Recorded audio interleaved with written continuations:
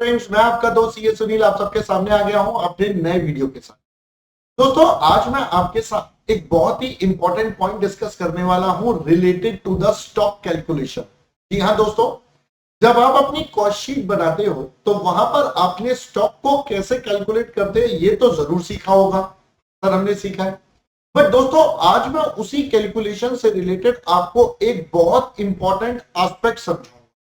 तो ये समझने के बाद आपको एक्चुअली डिटेल में समझ में आएगा कि ओ, ये बातें होती है सर इसके अंदर, ये इतना डिटेल्ड इंटरप्रिटेशन है। मैंने कहा यस। तो आज जो मैं आपको स्टॉक से रिलेटेड मोस्ट इंपॉर्टेंट बात बताने जा रहा हूं, सो प्लीज स्टे ट्यून्ड, पूरी वीडियो अंत तक देखिएगा तभी आपको सारी बातें समझ में आएंगी। बिकॉज ये सेम पॉइंट पे क्वेश्चन एग्जाम में ऑलरेडी आ चुका है। तो बेटा, आपको समझना बहुत ज्यादा मैंडेटरी है इस पॉइंट को। अगर आपने नहीं समझा तो बेटा बड़ी दिक्कत आ सकती है पेपर में। सो मेक श्योर आप इस पॉइंट को बहुत ही अच्छे तरीके से समझें। ऑलराइट, चलिए so here we start with. तो बच्चा लोग, सबसे पहले मैं आपको बताना चाहूंगा, अनअकैडमी आपके लिए टाइम टू टाइम बहुत सारी चीजें करता रहता है ताकि आप बच्चों को उन सबका बहुत ज्यादा फायदा मिल सके। बेटा, अनअकैडमी ने अनअकैडमी कॉम्बैट आपके साथ शुरू करा है। इस पर अनअकैडमी क्या करता है, सीए इंटरमीडिएट के स्टूडेंट्स के लिए यह कॉम्बैट है। बेटा, यहां पर every Sunday at 12 PM test series होती है जिसमें आप पार्टिसिपेट कर सकते हो। जब आप पार्टिसिपेट करोगे तो you have to use a referral code CA Sunil. ये वाला रेफरल कोड यूज करोगे so this will get unlock free of cost, कोई चार्जेस नहीं है। The top 3 rankers will get 1 year plus subscription absolutely free of cost। तो बेटा, इसके लिए फटाफट से रजिस्ट्रेशन कर लो। जितना जल्दी रजिस्ट्रेशन करोगे उतना आपका फायदा है। और संडे को इसको अटेम्प्ट करना बिल्कुल मत भूलना। अनअकैडमी आप सबके लिए बेटा इतने एफर्ट्स करता है बिकॉज वो चाहता है कि स्टूडेंट्स कम्युनिटी हमेशा हमेशा मोस्ट एग्रेसिव मैनर में अपनी पढ़ाई करती रहे, उनकी पढ़ाई कभी भी हैम्पर ना हो, कभी भी प्रॉब्लम ही ना आए। इसलिए अनअकैडमी इंडिया के बेस्ट एजुकेटर्स के साथ मिलकर यह सारा काम आपके लिए करता रहता है टाइम टू टाइम। ऑलराइट, तो बच्चा लोग जल्दी जल्दी से आप इसको ज्वाइन कर लीजिए। रेफरल कोड मैंने बता दिया है, स्क्रीन पर भी आपको कोड दिख रहा है। अगर आप अनअकैडमी पर सब्सक्रिप्शन लेना चाहते हैं तो भी आप ले सकते हैं। मेरे नंबर पर मुझसे बात कर लीजिए अगर कोई कंफ्यूजन है, और फटाफट से सब्सक्रिप्शन लीजिए ताकि आप मेरे साथ वहां पर भी बहुत अच्छे तरीके से पढ़ाई कर सकें। ऑलराइट, चलो। तो अब हम बात करते हैं बेटा हमारे स्टॉक के कॉन्सेप्ट की। तो बच्चा लोग आइए, अब मैं आपके साथ चर्चा करता हूं जरा हमारे स्टॉक के कॉन्सेप्ट की। तो जब मैं बोलता हूं स्टॉक का कॉन्सेप्ट तो बच्चे मुझसे कहते हैं सर ये तो हमने पढ़ा हुआ है। मैंने कहा देखो, आज मैं आपको पढ़ाता हूं, पहले आपने क्या पढ़ा हुआ है फिर मैं बताऊंगा मैं नया क्या बताने वाला। बेटा, आपने ये पढ़ा हुआ है कि एज पर फीफो मेथड, अगर हमारा फीफो मेथड एप्लीकेबल है तो, और अगर आपको आपके क्लोजिंग स्टॉक की वैल्यू निकालनी है तो आप कुछ इस प्रकार से निकालते हो, value of closing stock finish goods. अगर आपको अपने क्लोजिंग स्टॉक फिनिश गुड्स की वैल्यू निकालनी है तो कैसे निकालते हो सर, आप न्यूमरेटर में लेते हो सबसे पहले कॉस्ट ऑफ प्रोडक्शन, कि भाई देखो ये हमारा करंट पीरियड का खर्चा हो गया। इसको डिवाइड करते हो प्रोडक्शन यूनिट से, इतनी यूनिट्स बनाई आपने, तो टेक्निकली आपने यहां पर बोला ये 1 यूनिट की कॉस्ट आ गई। Since it's a FIFO method, तो फीफो क्या कहता है बेटा, फीफो कहता है फर्स्ट इन फर्स्ट आउट, जो पहले आएगा वो पहले जाएगा। हम ये मान के चलते हैं कि जो ओपनिंग स्टॉक होगा वो सारा का सारा कंज्यूम हो गया होगा, तो जो भी यूनिट्स बची होंगी, जो हमारा क्लोजिंग स्टॉक बचा होगा वो हमारे करंट पीरियड में से होगा।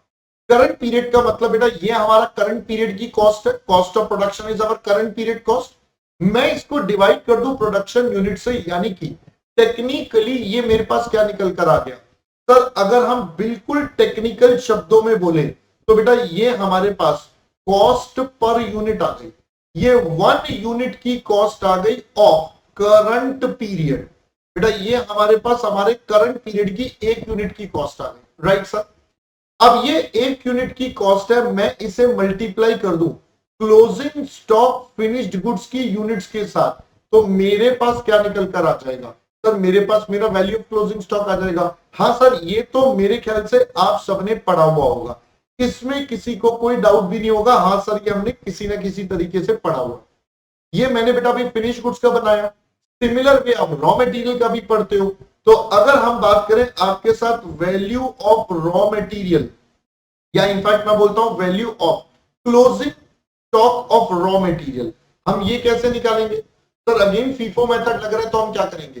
First in first out. तो जो बचेगा वो करंट पीरियड में से, करंट पीरियड बोले तो सर करंट पीरियड में हमने ये वाला रॉ मटेरियल परचेज करा, इस रॉ मटेरियल परचेज को मैं डिवाइड कर दूं रॉ मटेरियल परचेज की क्वांटिटी के साथ। तो बेटा जैसे ही हम ये डिवाइड करेंगे, अगेन मेरे पास अराइज हो गया बेटा 1 यूनिट की कॉस्ट, ये हमारे 1 यूनिट की कॉस्ट आ गई, मुझे मल्टीप्लाई करना पड़ेगा नंबर ऑफ यूनिट्स, यानी कि क्लोजिंग स्टॉक रॉ मटेरियल की यूनिट से मैं इसे मल्टीप्लाई कर दूं, तो ये मेरे पास मेरी वैल्यूएशन भी आ जाएगी। ऑलराइट सर, ये बात तो समझ में आती है। मैंने कहा बिल्कुल ठीक बात है, मैंने इसमें कोई नई बात भी नहीं बताई, ये आपने पढ़ा हुआ है। अब नया क्या? तो मैंने कहा अब नया बात समझना जो एग्जामिनर ने हमसे पेपर में करा। तो बच्चा अब जरा कॉन्सेप्ट समझना, यहां पर मैं अब आपके साथ बनाता हूं पीटीआर। मैं अपनी क्लास में बेटा पीटीआर बनवाता हूं, जिसका मतलब होता है पॉइंट्स टू रिमेंबर। इनको आपने बिल्कुल भी नहीं भूलना होता।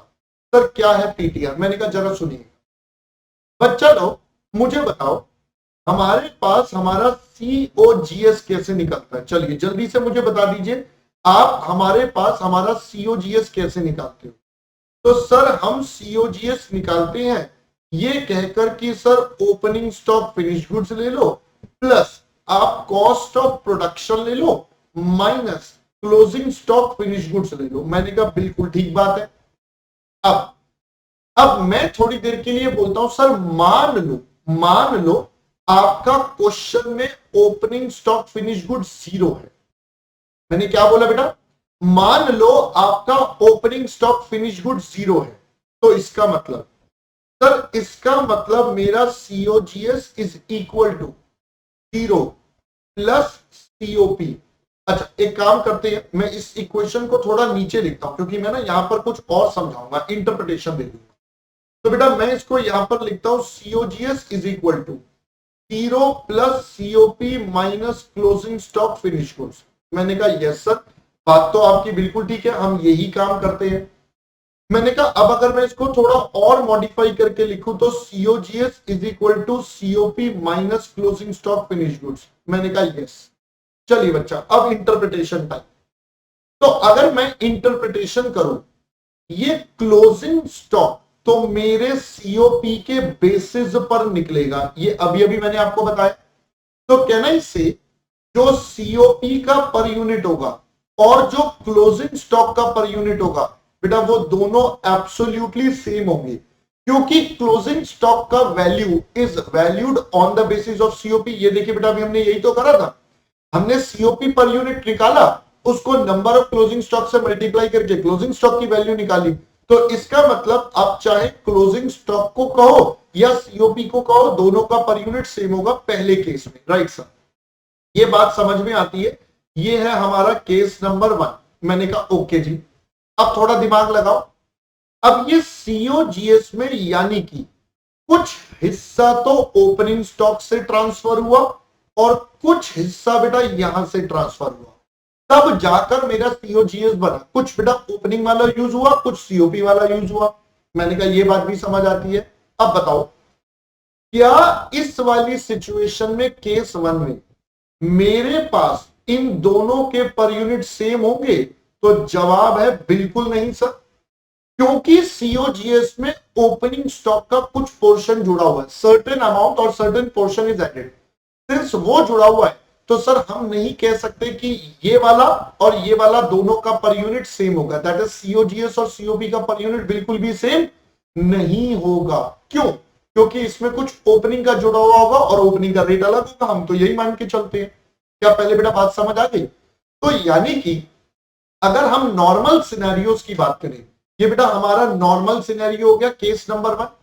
जब हमें हमारा ओपनिंग स्टॉक गिवन है तो इंपॉर्टेंट कॉन्सेप्ट इज सीओपी और सीओजीएस का पर यूनिट सेम नहीं होगा। ऑल राइट सर, अब केस चेंज करते हैं। सेकंड केस बेटा, सेकंड केस हमारे पास क्या है? सेकंड केस है अब की बार ओपनिंग स्टॉक नहीं है। तो बेटा सुनिए, यानी कि अगर मैं इस सीओपी की बात करूं तो बेटा ये बात तो क्लियर है, इन दोनों का पर यूनिट तो सेम होगा, इन दोनों का पर यूनिट तो सेम होगा, इसमें कोई डाउट ही नहीं।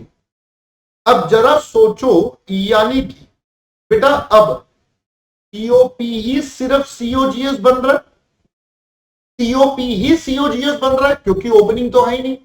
तो अब बताओ, कैन आई से इस केस नंबर 2 में, इस केस नंबर 2 में अब की बार अब ये दोनों भी सेम होंगे? जरा सोच के देखो बेटा, ये सारा का सारा portion is out of COP only, इस ये सारा portion is out of COP, इसमें कोई सीओ ओपनिंग स्टॉक तो है नहीं, तो जो सीओपी का पर यूनिट होगा वही सीओजीएस का होगा। सर बात तो आपकी ठीक है, आपका पॉइंट और कॉन्सेप्ट तो बिल्कुल ठीक है सर ये वाला, कि हाँ सर ये दोनों पर यूनिट सेम होंगे। तो बच्चा लोग अब जरा मेरे साथ साथ सोचो, नवंबर 2020 के पेपर में एक क्वेश्चन आया जिसमें एग्जामिनर ने हमें क्या दिया हुआ था बेटा, अब नवंबर 2020 के पेपर की बात कर रहा हूं। अगर मैं नवंबर 2020 के पेपर की बात करूं तो बेटा उस क्वेश्चन में हमें सीओजीएस तो गिवन था, क्वेश्चन में हमें ओपनिंग स्टॉक क्वेश्चन ने बता दिया था इट्स अ नील। अब बताओ, क्या मैं अपना क्लोजिंग स्टॉक फिनिश गुड्स निकाल सकता हूं? यस सर निकाल सकता हूं। क्यों? क्योंकि सर यहां पर मेरा सीओपी पर यूनिट और सीओजीएस पर यूनिट दोनों होंगे सेम। ये बेटा केस 2 अभी दिखाया। तो इस क्वेश्चन में हम क्लोजिंग स्टॉक कैसे निकाल सकते थे? सीओजीएस, अब सीओजीएस क्या होता है? गुड्स सोल्ड की कॉस्ट है, तो बेटा डिनोमिनेटर में आएंगी यूनिट्स सोल्ड। अब देखो ये बन गया फिर से पर यूनिट की वैल्यू, बेटा ये मेरे पास 1 यूनिट की वैल्यू बन गई, मैं इसको मल्टीप्लाई कर दूं closing stock finish goods unit से, तो मेरे पास क्लोजिंग स्टॉक फिनिश गुड्स की वैल्यू आ जाएगी। क्या बच्चा लोग बात समझ आई? तो अब आपको यह समझ आना चाहिए कि एग्जामिनर ने बेटा ये वाला एक स्पेशल केस दिया था, अगर ओपनिंग स्टॉक नील नहीं होता तो आप ये कॉन्सेप्ट नहीं लगा सकते थे, बिकॉज उस केस में हमारे पास केस नंबर 1 एप्लीकेबल हो जाता, तो उस केस में सीओपी और सीओजीएस का पर यूनिट सेम बिल्कुल भी नहीं होता।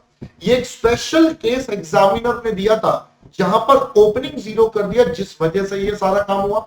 तो अब आपको समझ आया एग्जामिनर किस लेवल तक आपके साथ जाता है और किस लेवल तक कितना टेक्निकल बातें करता है।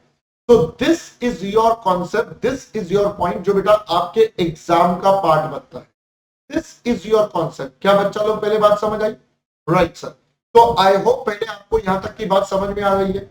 अगर आपको यहां तक की बात समझ में आ गई है तो बेटा इस वीडियो को बाकी बच्चों के साथ भी शेयर करिएगा और उन्हें बताइएगा भाई देखो एक्चुअली ये कॉन्सेप्ट है, उन्होंने कुछ भी करके रट लिया है बट उसके पीछे के कॉन्सेप्ट ये है।